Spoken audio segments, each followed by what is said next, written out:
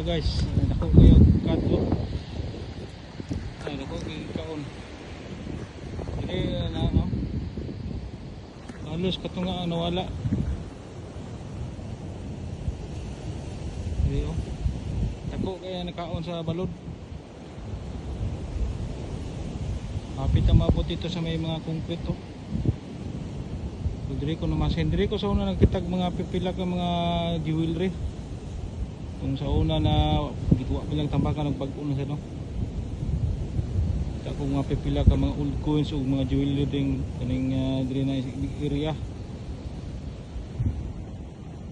So mag-imbestiga pa ta diri guys. So tanaw na kung say makuha ko diri. So pagkakaroon no, puro lang diyan atong nakuha. So mag-video ko na tayo makuha na interesting. So try pa guys.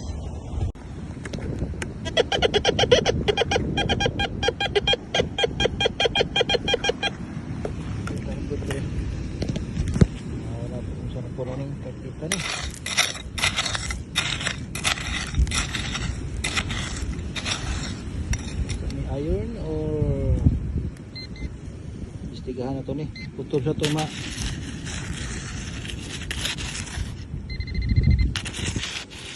Putol sa tuma ditik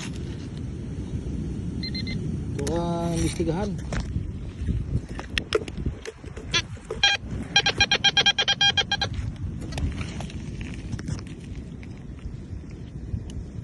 Dili agri dapit.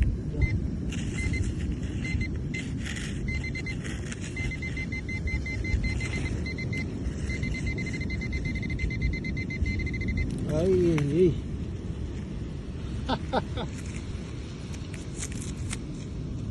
Ayun, gamaya sa lansang eh. Gamay kay lansang, accept na ko ban iron god. So lokay ko ang discrimination. So nice, ayun. May target din guys.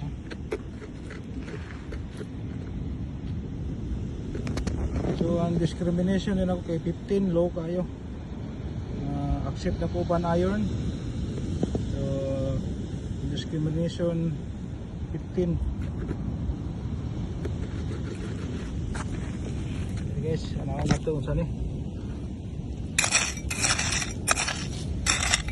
Sa ano kasabit. Ano ba mga good target kay mura siya iron ang yanton. Sabi ni mo iron nana na low ni mo imong discrimination para katong mga gagmay na may jewelry na hit ni mo no. Kung taas imong discrimination ban mga jewelry ayon ayan tol. Pero sa beach good gwapo accept nimo mga tanang target. Kay uban target basta na sa beach mga na sold ayon ang ilang tol sa mga ubang good target.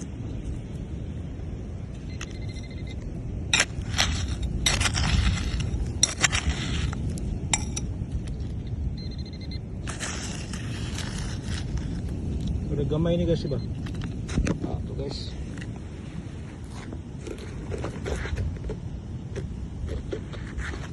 Dili guys.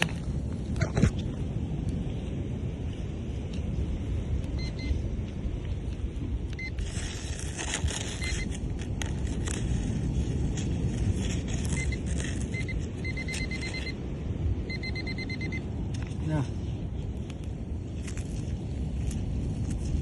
Gamay kang aluminum. Gamay kayo.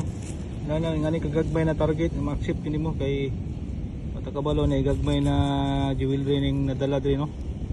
So parayan pa ta guys. Ay target rin guys oh.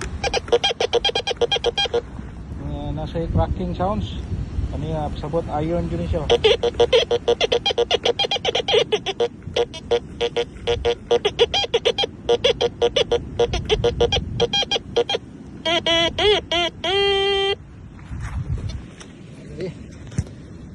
Natong gapon eh bisig variable din nga ayon kung di ba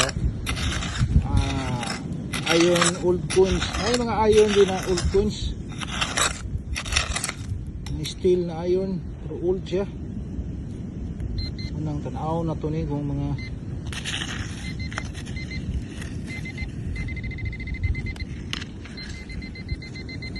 bahay. Lansang gapon. So next na po.